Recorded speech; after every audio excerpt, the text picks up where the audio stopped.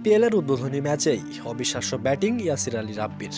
এদিন defending champion বরিশালের বাঘা বাঘা বোলাররাও আটকে রাখতে পারেনি রাব্বিকে। 200 স্ট্রাইক রেটে 47 বলে 94 রানের এক অবিশ্বাস্য ইনিংস খেলে সবাইকে তাক লাগিয়ে দিয়েছেন রাব্বি। 84 রানের অবিশ্বাস্য ইনিংস খেলার পরও সেঞ্চুরি করার আক্ষেপ এদিন পোড়াবেন ইয়াসির আলী রাব্বিকে। নট আউট থেকেও মাত্র 6 রানের জন্য এদিন সেঞ্চুরি করতে পারলেন না তিনি। এদিন ব্যাটে নেমেই বরিশালের বোলারদের ওপর যেন রীতিমতো তাণ্ডব চালান ইয়াসির আলী রাব্বি এবং এনামুল হক বিজয়।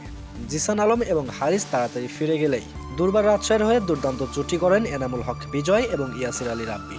140 রানের পার্টনারশিপ ভাঙে এনামুল হক বিজয় 65 রানে ফিরে গেলেন। তবে এরপরও থেমে থাকেননি ইয়াসির আলী রাব্বি। একের পর এক বাউন্ডারি ওভার বাউন্ডারিতে দুর্বার রাজশাহীর স্কোরবোর্ড নিয়ে গেছেন চূড়ায়।